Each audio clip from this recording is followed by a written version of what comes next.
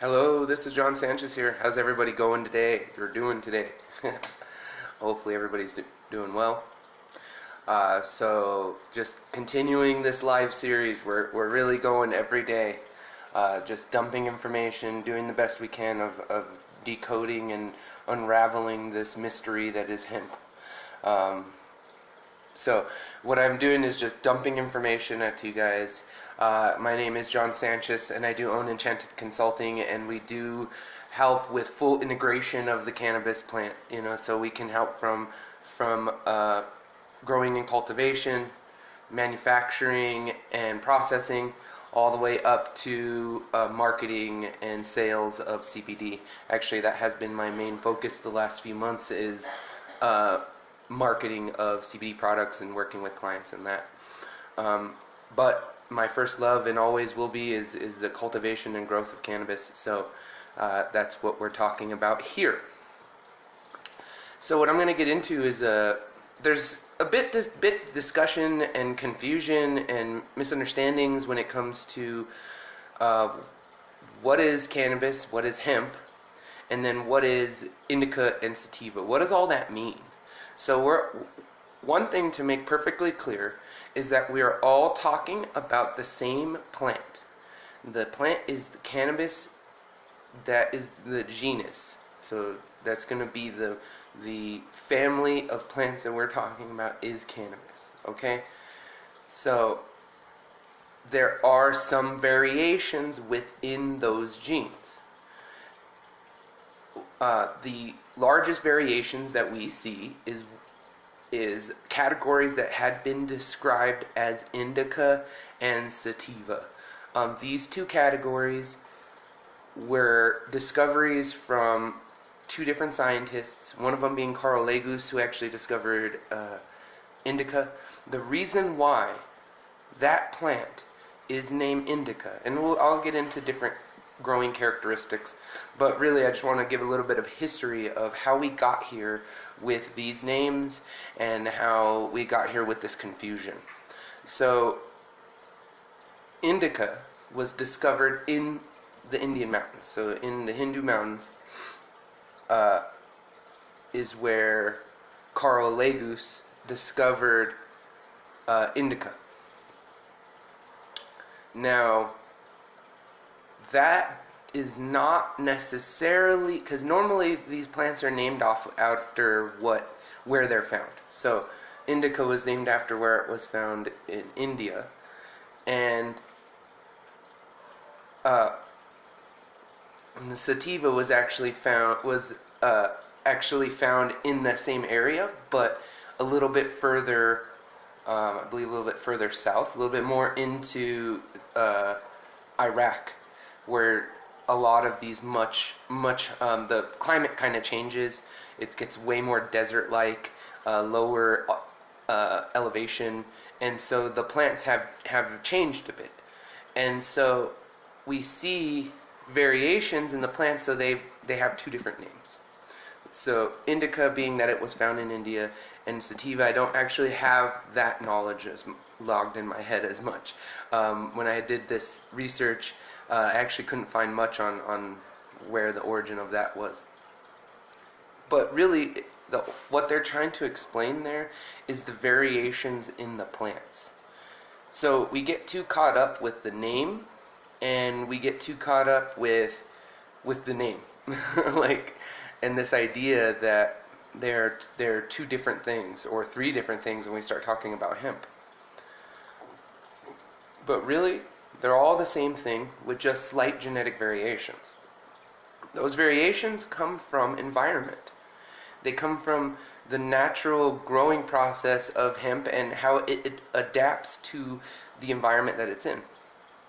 So indica coming from these very high altitude mountains. Although that species that later on was found out that it comes from, and all cannabis comes from Iraq and Afghanistan and that whole region. And so indica is actually Afghanica. And Afghanica is something that a lot of people think is a separate like subspecies, a third subspecies. But no, Afghanica is actually the correct name for indica. So there, that's never gonna change. We're never gonna change to a different way of understanding. This is the way we understand these two variations of the plants, and this is the way that it's gonna maintain. So it's better to understand it this way and just continue this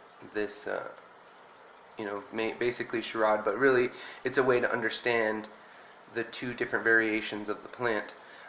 So we'll talk about the indica, and then we'll talk about the sativa. So the indica is going to be a short-statured plant, much shorter than other variations like sativas. It's going to be very, very short stature, wide, broad leaves, tight internode spacing, which is the space of the branch between each leaf set. Tight internode spacing, very stocky. Not as woody. It's going to be, they usually keep a very suppleness to them. Very stocky. These are going to be, like in medical cannabis or drug cannabis, these are going to be the strains that are highest in THC, highest in resins that are produced on the plant, because they're in a high altitude. These plants, the resins are kind of like a sunscreen for the plant. They're in these high altitudes, they're so exposed to radiation that it can burn the plant. So they begin to grow the resins on the surface of the leaves and on the flowers to prevent sunburn, and also to catch pollen. But it's really to prevent sunburn at those higher elevations. At the lower elevations, when we're talking about sativa plants, they do the same thing, but they're in a desert-like environment, so the climate is harsh. I mean, they're both very, very hardy plants. They grow in very harsh climates, and that's what's something that a lot of people don't understand about these plants, is that they like it rough. They like it dry and arid and so dry that you probably wouldn't even realize that the plant's still going. Like when we're growing indoors, when we're letting them dry out to where they should be, they're feather light, the pots. They're feather light. There is no water in the soil. It's dry. And then you water them and they shoot back. They like they knew what they were doing, and they grew really fast. So it's that dry cycle into the wet cycle, that dry season into the wet season and back into the dry season. That's the process that hemp and cannabis are most used to.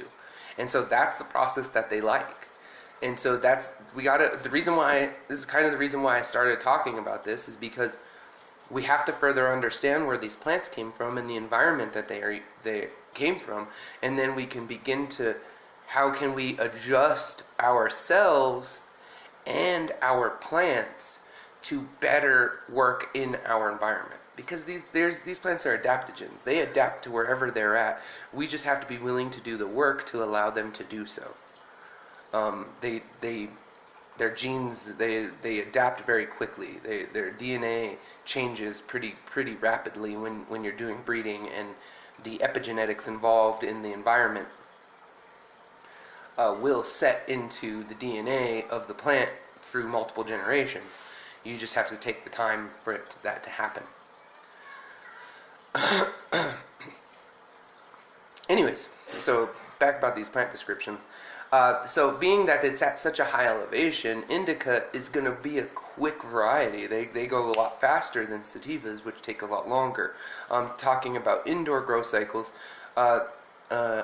most indicas finish in about a flower in about 8 weeks, sometimes 10 to 12. But they're usually very quick flowering plants because they're in high elevation and they don't have a long growing season, so they have to be able to flower quickly. And this is why they are so popular in drug strains over the years, is because of their quick flowering cycle, and so that everything can move faster through the garden space, especially when we're dealing with legality issues from the past few decades. So those are much fast growing, quicker quicker flowering. And then there's, and then we'll go down in elevation down to the sativas. So the sativas are tall, lanky plants, much broader or longer internode spacing, which is going, like I said, is going to be the leaf sites, the spacing between each leaf site. Much thinner leaves, much thinner, less fingers in the leaves. So they're going to be thinner and like fingery, not like a big broad leaf. They take much longer to flower because they're used to much longer growing cycles. So like landrace sativas will take 13, 14, 18 weeks sometimes. Like I've heard of some crazy things like some Neville's Haze taking 15 to 18 weeks flowering indoors. So these sativas, they're not heavy yielders. They're great for making hash, and that's what or the resins that are on the plant. They're great for that because that's like the hash plant, which is a very old strain. That name came from it because it made really good hash, made really good extraction, and that means it had a higher quality resin content on the surface of the leaves, and the resin was easier accessible because of the fluffiness of the flower. The flowers from sativas tend to be a bit more fluffy. They tend to be airy. They don't have a denseness to them as much. For a lot of retail cannabis places, that's not something that people want. They don't want to see it. I mean, I love sativas. They taste great. The fruitiness that comes from sativa plants is different than the berries and the earthiness that comes from indicas, as far as like flavors and terpene profiles. But they tend to not be as valuable when it comes to vendability. And that is everything, right? We want it to be vendable so people would use it and continue to buy it. So obviously, these are the two main things that people talk about. Okay. Now there's another offshoot that I didn't mention at the beginning, and that's ruderalis. Ruderalis is the autoflower variety of cannabis. Majority of our fiber hemp strains are from the old fiber hemp strains are all bred with ruderalis. They're all bred with these. I was actually hearing somebody mention that the males are all autoflower. That sounds accurate, but really, they're all the one of the parents is going to be a ruderalis, and that's going to be the autoflower variety. The ones that are going to not be photo dependent, because cannabis, that's one thing that maybe I'll have to touch on another video a little bit deeper, but cannabis is photo dependent. It doesn't flower because it gets to a certain height or bigness or a certain time of growth. No, it doesn't. That is not what's causing it to flower. What's causing it to flower is going to be the photo period. So that's going to be as we progress into the fall, the days become shorter, and the plant recognizes that and begins and flowers as the days become shorter. That is what initiates flowering, and that's what causes that whole process. Just trying to think where I was at. So, Indica, Sativa, Ruderalis. So ruderalis being the autoflower variety, it does not affect it by photo period, so they just grow, and it's great for Europe and actually a lot of your high humidity areas, places that get just buckets of rain or have a very short growing season. Autoflowers tend to be really good for that because they grow really quickly. Some autoflower varieties are done in 90 days. From seedling to full flower, 90 days. To 100 or 110. But really, they're very quick growing plants, and they're very quick to do what they're going to do, and then you chop them down and do it again. But that's really helps that they don't have these long flowering cycles, so that the bud's getting really dense and really hard, and pockets of moisture can get in there, causing rot. And there's so many people this year that are going to have bud rot just because of that. Because their plants are too dense, there's not enough airflow, the buds are a bit too tight, and they hold moisture. We don't have enough airflow through the plants to dry it, so it causes mold. Autoflower varieties don't necessarily have that as much, because their flowers are a bit fluffier, they're a bit wispier, they don't get as dense, and they grow very quickly. So they don't really give anything a chance to attack it, because it's moving so fast through its growth cycle.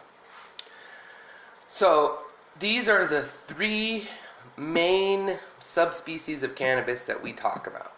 Now there's hemp, and hemp is all the difference that hemp is it has been bred to be 0.3% THC or less. That is the only genetic difference. Okay? Some people think it's male, some people think it's all for years people had no idea what hemp is. But really it's just a cultivar that has 0.3% less THC. That's the main difference. Now, personally, this is my own personal opinion. I know everyone's going to look at it differently, but I've just been working with these plants for a long time. And personally, I feel through the breeding practices that we've been doing with hemp and will continue to do in the future, and the generations that we are producing quickly, breeders can produce 2 to 3 generations in a year. So we're taking 30, 40 years and condensing it down into 3 years. So that level of breeding capability is going to produce something very, very different. And here shortly we're going to be seeing strains that are very different than anything we've seen in the hemp varieties. The terpene profiles are going to be so different, and they're going to be flavorful, and we're going to see so many different things when it comes to hemp. And I believe that is because we're creating another subspecies. Just as we've created a subspecies of wheat called corn. If we stopped breeding corn, it would go back to being a grain in about 15 years. This is the same type of thing that we're doing with hemp. So we're creating, through our own breeding practices and our own necessities, because of laws and restrictions on the plant, we are creating a subspecies that is indicatively 0.3% THC or less, and probably will have a whole bunch of other traits that go along with it that are going to be specific for hemp because of how breeding works. Certain things correlate. So if you change certain aspects of the plant, other aspects of the plant change. So we're going to see that as these things begin to refine, we're going to establish a subspecies that is hemp. And that's a beautiful thing. I mean, the fact that we've been able to do this work with this plant, and it's been illegal, and it's been in the dark, and it's been in the underground for so long, and yet we understand this plant at such a level, and we work with it at such a complexity that it's amazing. It really is something that is amazing, and that we're even able to be at this point with this level of genetics, with this level of knowledge, without ever once it being accepted for the last almost 100 years. That's amazing. Humans, when they like something and they want to do something, they innovate and they push it to the limit and see what it can do. And that's really what's happening, and that's what's going to continue to happen. So in my opinion, I love laws.